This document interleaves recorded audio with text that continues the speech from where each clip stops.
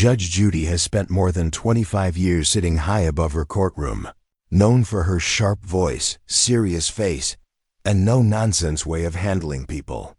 Millions of viewers have watched her settle small claims with quick judgment and tough words. She became a symbol of authority on television, the kind that does not allow anyone to talk back or get away with nonsense. People respected her, feared her, and cheered when she shut down guests who thought they were smarter than her. She built a career on keeping control, demanding respect, and always having the last word. But everything changed the day Congresswoman Jasmine Crockett walked into her courtroom. It was not a regular episode. This was something special, a high-stakes televised event that brought one of America's most famous judges face-to-face with one of the most fearless new voices in Congress. The producers had planned it as a conversation about ethics, power, and public service. What they got was something much bigger. Nobody expected fireworks. But once the cameras started rolling, the room filled with a quiet tension that could be felt through the screen. Jasmine Crockett came prepared, calm and serious. She was not there to play games. And she was not someone who backed down, even when facing someone as intimidating as Judge Judy Crockett, a former civil rights attorney, had built her career by standing strong in the face of pressure, and this day was no different. Judge Judy had ruled her courtroom for decades, but Crockett had spent years learning the rules of a much bigger system, one written into the very heart of the U.S. Constitution. This was more than a disagreement between two strong women. It was a moment where two different worlds met head-on. Judge Judy stood for old-school respect, authority, and tradition. Jasmine Crockett brought something else: knowledge, preparation, and a clear sense of what it meant to question power. With purpose, what happened next was not just unexpected, it was historic. One answer, delivered with calm force, changed the mood in the room and sent shockwaves far beyond the set. People watched in silence, and when it was over, they knew. They had just seen something television had never shown before. As the courtroom settled into silence, Judge Judy leaned forward with her usual intensity. Her eyes locked on Congresswoman Crockett, and her voice cut through the room like a blade. "I have been watching your performances in Congress," she sighed, her tone filled with disapproval. "And frankly, I am not impressed." The audience shifted, sensing the tension grow heavier. "You speak with too much emotion. You challenge people who have served longer than you. That is not how respect works." Crockett did not flinch. Her shoulders stayed straight, her hands resting calmly on the table. "Your Honor," she said, her voice even, "I believe respect is earned, not given because of title or age." Her words were simple but carried weight. She was not there to argue for attention, she was there to stand her ground. Judge Judy's expression tightened. She raised her voice slightly. "I have been practicing law longer than you have been alive. I have seen people like you young, loud, and thinking they know everything." Crockett remained still, listening. She did not interrupt. She waited. Then, with careful calm, she replied, "Experience is important, but so is understanding the moment we live in. Things have changed. The public expects more honesty, more accountability, and that includes those who sit on the highest courts." The tension climbed higher. Judy's voice grew louder. She pointed across the courtroom. "You want to talk about honesty? I built my career on it.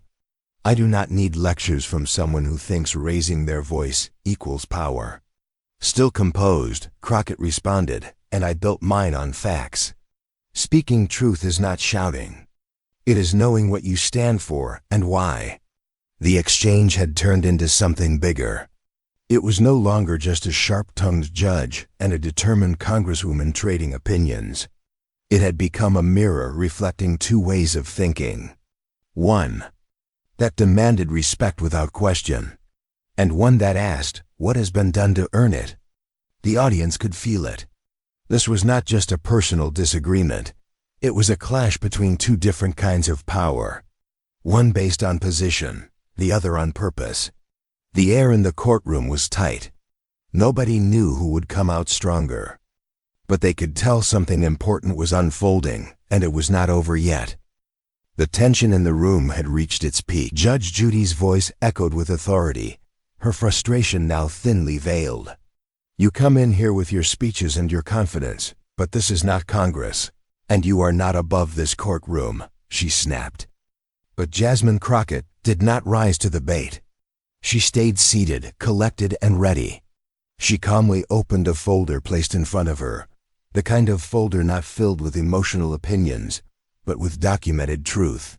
"Your Honor, Crockett," said her voice quiet but firm, "since you have questioned my understanding of law and respect for institutions, I believe it is time we talk about facts." Judge Judy narrowed her eyes. "What facts could you possibly bring that are relevant here?" she asked with a note of disbelief. Crockett lifted the first page from her folder.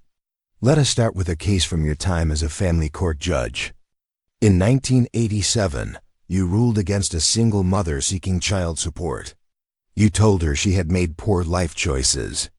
That ruling was later overturned by the appellate court, which found your reasoning to be based more on personal opinion than legal standard." The courtroom fell silent. The shift was instant. Judge Judy's confident expression began to flicker. She opened her mouth to reply, but Crockett was not finished. "I bring this up, not to insult you, but to point out something important. There is a difference between televised authority and legal accuracy." She turned the page. "This is not your courtroom in the legal sense. You are no longer an active judge. You are a television personality. Your authority here is symbolic, not binding." Judge Judy's voice, once booming, dropped in power. "How dare you question my role here?" she managed, her tone more shocked than angry now. Crockett stood slowly. "I say this with full respect, Your Honor, but I believe the public has a right to understand that what we are doing here is entertainment. Meanwhile, I serve in a branch of government created by the Constitution. My authority comes from the people, from elections, and from the legal powers given to Congress." She then pulled out a copy of the Constitution and held it in her hands. "As a member of Congress, I took an oath to uphold this document. Part of that oath includes oversight of the executive and judicial branches. It is not grandstanding. It is my duty. The Constitution clearly gives Congress the power to question, investigate, and ensure that all branches are acting ethically." The audience leaned in. The atmosphere had completely changed. Judge Judy, so used to controlling every exchange, sat in stunned silence. Crockett was not attacking her, she was teaching. Her tone never rose, her words never stumbled. She turned to another document. In McGrain v. Doherty, 1927, the Supreme Court ruled that Congress not only has the right, but the obligation to conduct investigations when necessary. This ruling affirmed that oversight is a fundamental part of how our democracy works. Judge Judy, visibly trying to compose herself, managed a response. "This is a show. You are using it to push your politics." Crockett replied gently, "I am using this moment to explain what many people never get to hear. Real civics, real structure. You said earlier that you demand respect. But respect should be mutual, and it should be earned through action, not demanded by title." She continued, her voice gaining strength. "You said I am loud and confrontational. But I came here prepared. I brought documents. I brought law. You brought judgment without listening. That is the real difference between performance and professionalism." Then came the moment that would later be quoted across the internet, printed in newspapers, and played over news broadcasts. Crockett looked directly at Judge Judy and said, "You criticize my generation for thinking we know everything. But we do not claim to know everything. We claim to know enough to ask the right questions to the right people at the right time." There was a pause. The line struck deeply. Not just because it was clever, but because it was true. Even the audience in the courtroom, many of whom had likely come expecting Judge Judy to dominate, sat frozen in silence. Some nodded. Others reached for their phones, already knowing they were watching history. Crockett closed her folder and sat down. The room stayed quiet. Judge Judy opened her mouth, then stopped. The fire in her voice was gone. She looked at Crockett not with anger, but with something else, perhaps respect, perhaps discomfort, perhaps both. Outside the courtroom, the internet was catching fire. Clips from the exchange were already circulating. Jasmine Crockett gives Judge Judy a masterclass, one headline read. Another called it, "The Moment TV Met the Constitution." Hashtags like hashtag Constitutional Burn and hashtag Judy vs. Crockett began trending. On Twitter, law professors praised the clarity of Crockett's constitutional explanation. Journalists called it a defining moment in modern political discourse. Even legal organizations took note. The American Bar Association's official account shared the clip with the caption, "Legal Education Matters." Within hours, college professors requested permission to use the footage in civics and law classes. Students shared the video not because it was entertaining, but because it was important. Crockett had not only stood her ground, she had taught millions about the real powers of Congress, the role of oversight, and the limits of televised authority. Back in the courtroom, Judge Judy's tone softened.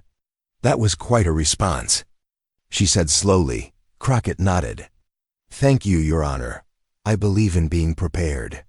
The confrontation had begun with fire and pride. It had climbed through rising voices and tightening arguments. But it reached its highest point through calm, focus, and education. Crockett did not need to win the audience with force. She won them with understanding. What people expected to be a dramatic TV moment had become something more, a teaching moment for the nation. In that courtroom, two kinds of power had met face to face. And the one grounded in law, patience, and truth had shifted the entire direction of the room. Judge Judy sat back in her chair, the weight of the moment pressing down heavier than any courtroom decision she had ever delivered. For years, she had built a reputation on always having the last word. But now, her face carried an expression few had ever seen, something between realization and reluctant admiration. She looked across the courtroom at Congresswoman Jasmine Crockett, who had just delivered one of the most composed, powerful, and well-supported arguments in the history of the show. And for once, there was nothing left to say that could outdo it. After a long pause, Judge Judy finally spoke, her voice lower and slower than usual. "Congresswoman, that was quite a response," she said, the edge in her tone now replaced by something softer. "I may have underestimated you. It was not a dramatic surrender. It was simple, honest, and powerful in its own way." A room that had spent the last hour watching a clash of titans now saw something even rarer: respect being earned in real time. Crockett gave a slight nod, not smug, not boastful, just accepting the moment for what it was. "That has been happening to me my entire career," she replied, her voice calm. "I am used to it." And with that, the confrontation officially ended, but its impact had only just begun. Behind the scenes, producers stood in stunned silence. The crew members, many of whom had worked with Judge Judy for years, whispered among themselves. They had seen fiery arguments, dramatic walkouts, even emotional breakdowns, but never had they witnessed the judge back down with dignity. The camera crew kept rolling, instinctively sensing that this was television history in the making. The episode had not even aired yet, but clips had already leaked to social media. Courtroom audience members had recorded key moments, and those clips spread like wildfire. Within an hour, Jasmine School's Judy began trending across all major platforms. The hashtag respect with facts gained momentum. Legal experts, news anchors, and politicians began weighing in. Harvard law professor Lawrence Tribe tweeted, "This is how you challenge power with principle.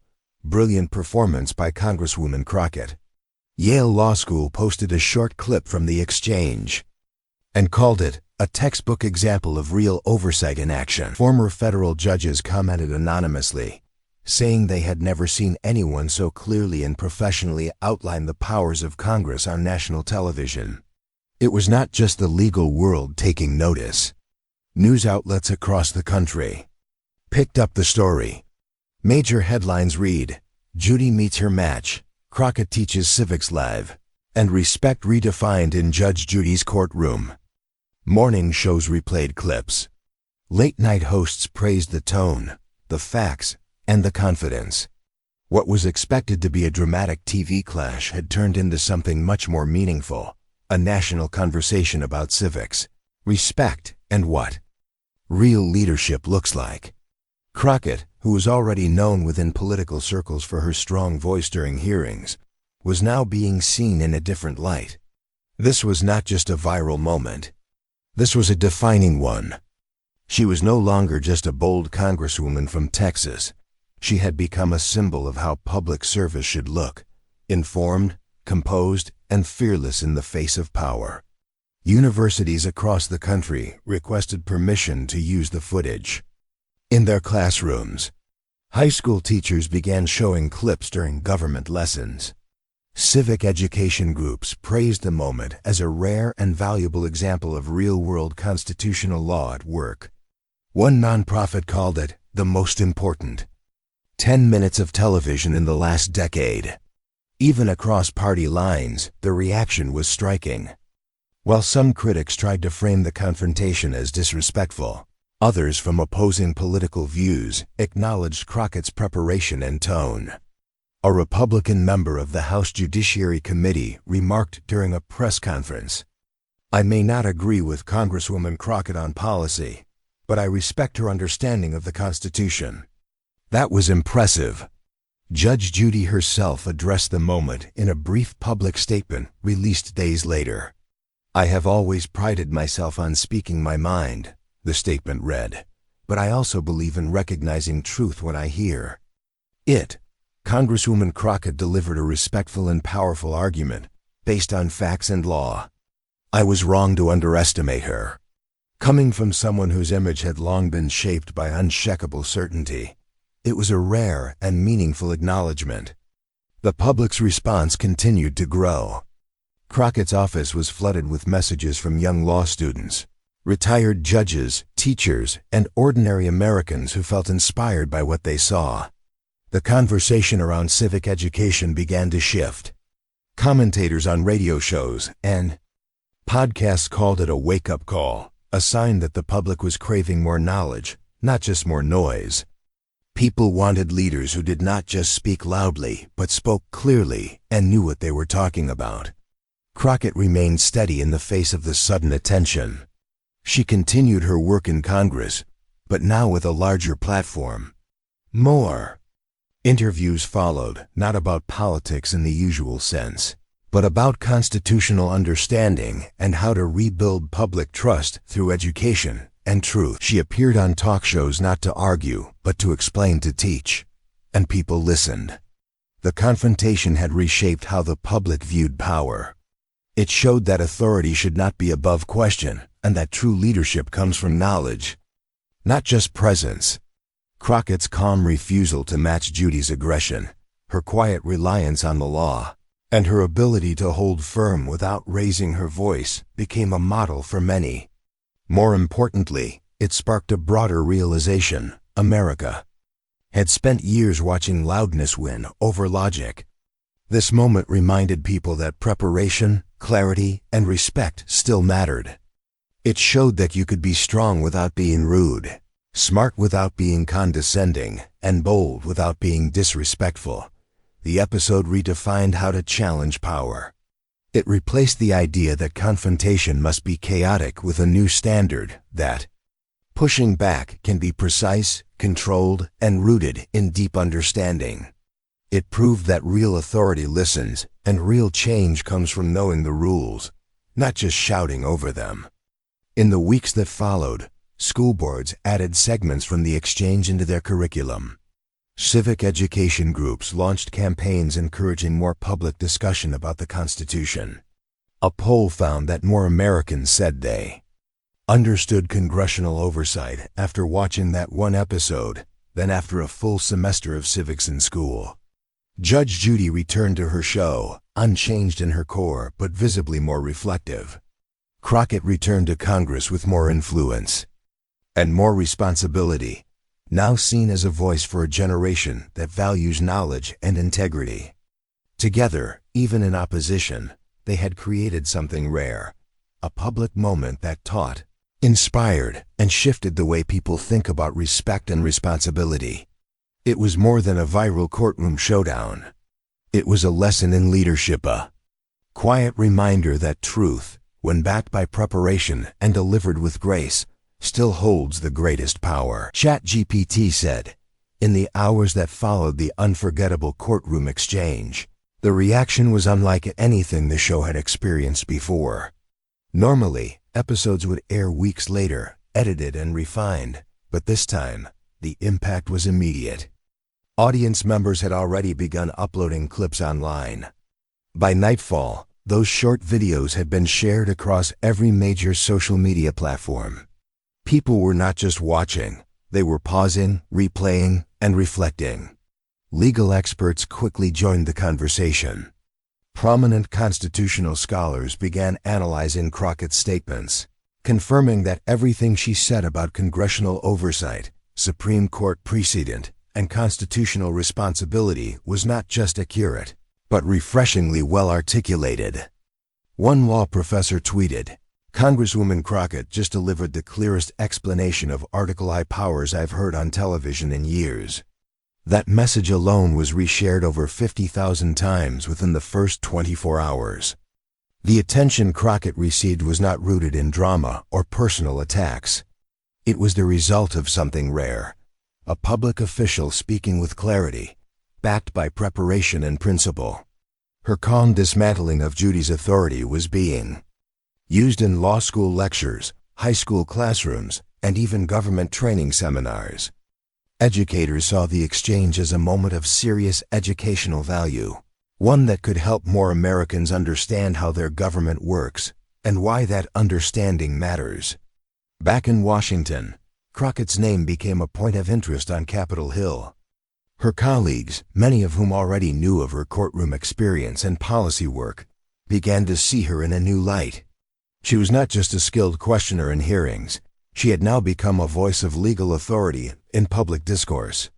Committee leaders reached out, inviting her to contribute to oversight efforts and constitutional reform initiatives.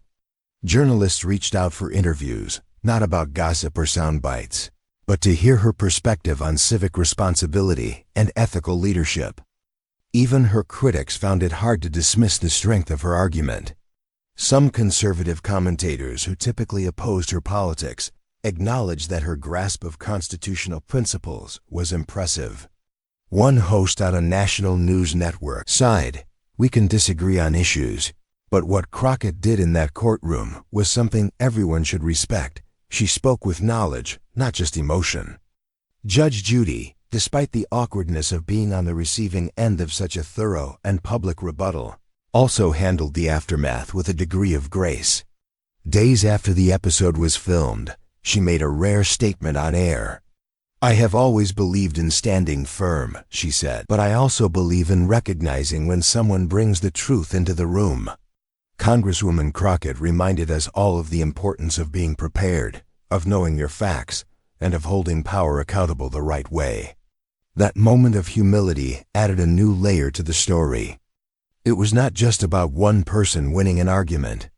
It had become a moment where experience and truth met, and both sides walked away, changed. Viewers saw that it was possible to disagree, even strongly, without turning the exchange into chaos. They saw that public figures could challenge each other without hate, and that real respect comes from honesty, not fear. What followed was something even more surprising, a wave of renewed interest in civic education. Advocacy groups began using clips from the episode in campaigns aimed at promoting constitutional literacy. Online searches for terms like congressional oversight, and checks and balances spiked. Civic engagement apps saw a boost in downloads. People wanted to know more. They were asking questions, reading deeper, and paying attention. The episode had shown that political moments do not always have to be loud or messy to be powerful. Sometimes the most unforgettable messages are delivered in calm, direct voices, grounded in knowledge. Crockett's performance demonstrated this perfectly. She never shouted. She never insulted. But she left the strongest impression by simply being more prepared than anyone expected. For many, especially younger viewers, the moment was a model of how to use your voice without losing your values. High school students began sharing clips with their classmates. Teachers asked their students to write essays on what made the exchange so effective. Some said they felt proud to see someone who looked like them, who came from similar backgrounds, speak so confidently about the Constitution. For them, it was more than just politics. It was a reminder that they too could make an impact if they knew what they stood for. Crockett, for her part, stayed grounded. She thanked supporters, responded to thoughtful messages, and kept her focus on her congressional duties. When asked in an interview how she had prepared for the confrontation, she smiled and said, "I study. I respect the process. And I never underestimate the power of facts." What people saw in that courtroom, and what continued to echo in the days after, was a transformation of how power can be questioned. Not through anger, not through noise, but through information, patience, and purpose. The idea that someone could challenge an established authority figure like Judge Judy and still remain respectful, still stay within the boundaries of professionalism, struck a chord with many. The episode became more than a trending topic. It became a turning point. A reminder that public discourse can be sharp without being cruel. That politics can be serious without being bitter. That respect does not mean silence in the face of mistakes. It means having the courage to speak and the wisdom to listen when someone else does. In a time when shouting often drowns out thinking, Crockett proved that being informed is still the most powerful tool of all. She did not just walk into that courtroom to defend herself. She walked in with a lesson for everyone watching. A lesson that still echoed long after the cameras stopped rolling. The courtroom lights had dimmed, but the echo of that unforgettable exchange between Judge Judy and Congresswoman Jasmine Crockett still lingered in the minds of millions. What began as a routine televised event transformed into a public lesson on leadership, law, and the meaning of true authority. Crockett's calm, thoughtful defense of her role, her preparation, and her ability to speak with clarity had redefined what real power looks like. She did not raise her voice. She did not insult. She simply brought the truth, and that made all the difference. In a world where shouting often wins attention and viral clips are built on outrage, Crockett reminded everyone that strength does not need to be loud. Real power is rooted in facts. It is found in people who do the work, who understand the systems they serve, and who choose to lead with both purpose and professionalism. Her presence in that courtroom was not about showmanship. It was about substance. This moment also marked something even deeper, a generational shift in how leadership is expressed and earned. For decades, traditional authority figures held power by demanding respect, often based on age or position. But today's leaders are asked to do more. They are expected to explain, to justify, and to connect. Crockett showed that knowledge and respect are not opposites, they are partners. And when used together, they create a leadership style that is both strong and humble. People across the country, from students to scholars, were moved not just by what Crockett said, but by how she said it. She was confident without being arrogant, direct without being cruel. And most of all, she stood firm in her principles without turning the moment into personal conflict. That is what made the exchange historic. That is what left Judge Judy, a figure who has dominated conversations for decades, speechless, and ultimately respectful. So as you reflect on what you just watched, ask yourself, what does this teach us about how we treat authority, about how we challenge it, about how we speak truth in the spaces that often silence it. Did Jasmine Crockett change the rules of the game, or did she simply remind us of the rules we had forgotten? We want to hear your thoughts. Do you think her approach is the future of leadership? Can calm, prepared voices truly compete in today's fast-moving, attention-hungry world? Drop your answers in the comments. And if you believe that moments like this matter, that truth, professionalism, and constitutional knowledge deserve to be seen, then subscribe for more powerful moments when truth meets authority.